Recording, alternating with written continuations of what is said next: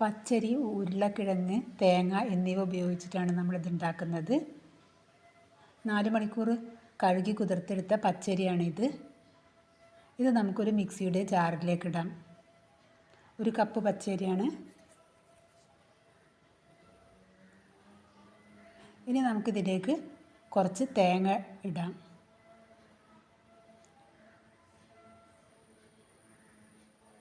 തേങ്ങ ഇട്ടതിന് ശേഷം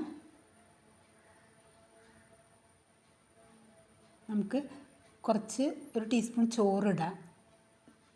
അല്ലെങ്കിൽ അവിൽ കുതിർത്ത് വെച്ചിട്ടുണ്ടെങ്കിൽ അതും ഇടാം. എൻ്റെ അടുത്ത് അവിലില്ലാഞ്ഞിട്ടാണ്. അപ്പോൾ ഞാൻ ചോറിടുന്നുണ്ട് കുറച്ച്. നമുക്ക് കുറച്ച് വെള്ളം ഒഴിച്ചിട്ട് ഇതൊന്ന് നന്നായിട്ട് അടിച്ചെടുക്കാം. കുറച്ച് വെള്ളമാണ് ഒഴിക്കുന്നത്. അങ്ങനെ അടിച്ചെടുത്ത മാവാണിത്. ഇതിനി നമുക്ക് ഒരു പാത്രത്തിലോട്ട് മാറ്റാം.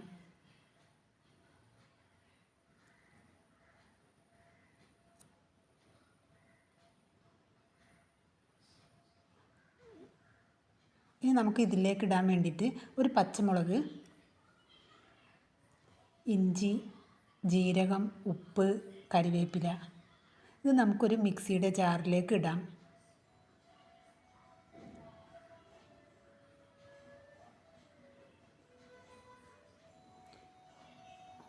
ഒന്ന് ചതച്ചടിച്ച് എടുത്ത് കൊണ്ടുവരാം. നമുക്കിത് അടിച്ചെടുത്ത അരിയിലോട്ട് ചേർക്കാം.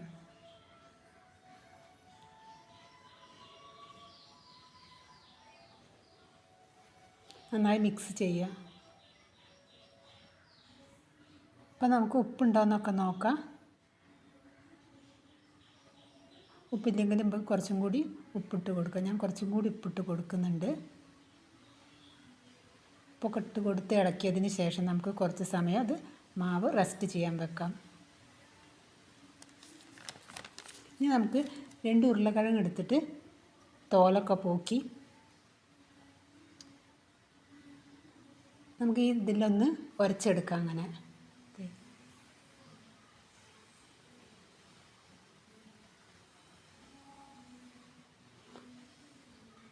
അങ്ങനെ 2 ഉരുളക്കിഴങ്ങും ആക്കിയെടുത്തതാണ് ഞാനിത്.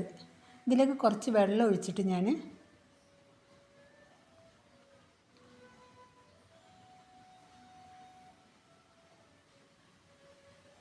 നന്നായി പിഴിഞ്ഞെടുക്കുന്നുണ്ട്. വെള്ളം ഇട്ടുണ്ടാവരുത്, നന്നായി പിഴിഞ്ഞെടുക്കുക.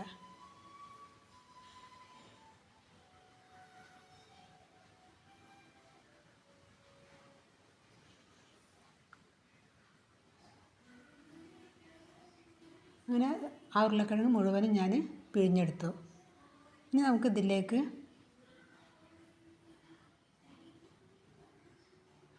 കുറച്ച് ഉപ്പ്, ഈ ഉരുളക്കിഴങ്ങിന് ആവശ്യമായ ഉപ്പിട്ട് കൊടുക്കുക. പിന്നീട് കുറച്ച് മുളക് പൊടി, ഞാൻ ഇവിടെ കുറച്ച് മുളക് പൊടിയും കാശ്മീരി മുളക് പൊടി 2 എണ്ണം എടുത്തേക്കണ് കുറച്ച്. അങ്ങനെ ആ 2 മുളക് പൊടിയും ഇട്ട് കൊടുത്തിട്ട് നന്നായി മിക്സ് ചെയ്യുക. ഉപ്പൊക്കെ ഉണ്ടോയെന്നൊക്കെ നോക്കിയിട്ട് നമുക്ക് വേണമെങ്കിൽ കുറച്ചും കൂടി ഉപ്പൊക്കെ ഇട്ട് കൊടുത്തിട്ട് ഇത് പാകമാക്കിയെടുക്കുക. നന്നായി ഇളക്കിയതിന് ശേഷം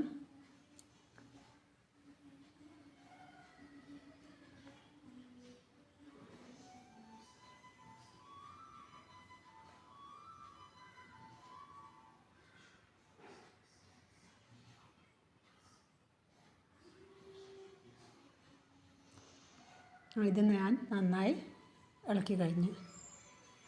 ഇനി ഒരു പാൻ അടുപ്പത്ത് വെച്ചിട്ട് അതിൽ നെയ്യോ ഓയിലോ കുറച്ച് ഒഴിക്കുക. ഒഴിച്ചതിന് ശേഷം നമ്മൾ ആ മാവ് എടുത്തിട്ട് ഒരു കരണ്ടി അതിലേക്ക് ഒഴിച്ചു കൊടുക്കുക.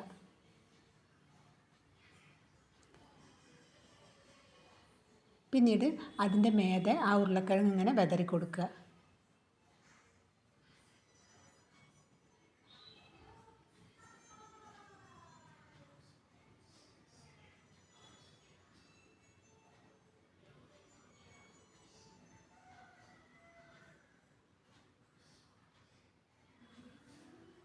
ഒന്ന് നമുക്ക് മൂടി വെച്ചിട്ട് വേവിക്കാം. ഒന്ന് വെന്തതിന് ശേഷം നമുക്കത് മറിച്ചിട്ട് കൊടുക്കുക. ഒരു നെയ്യൊക്കെ സൈഡിൽ കൂടി ഒന്ന് ഉറ്റിച്ച് കൊടുക്കുക. അപ്പം നല്ല സ്വാദുണ്ടാവും. ഉരുളക്കിഴങ്ങൊക്കെ നല്ലോണം മൊരിഞ്ഞതിന് ശേഷം നമുക്കത് എടുക്കുക. വീണ്ടും ഒരു കരണ്ടി ഒഴിച്ച് കൊടുത്ത്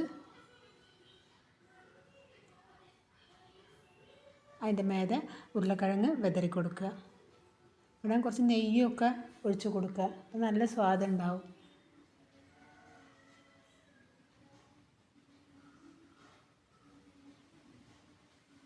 ഇതിന് കറീൻ്റെ ആവശ്യമൊന്നുമില്ല, തന്നെ നല്ല സ്വാദുണ്ടാവും കഴിക്കാൻ.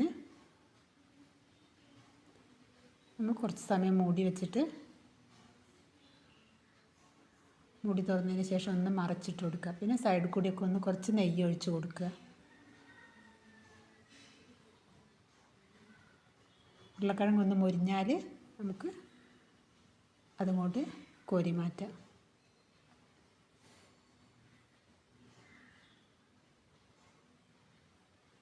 നമ്മളെ പലഹാരം റെഡിയായി.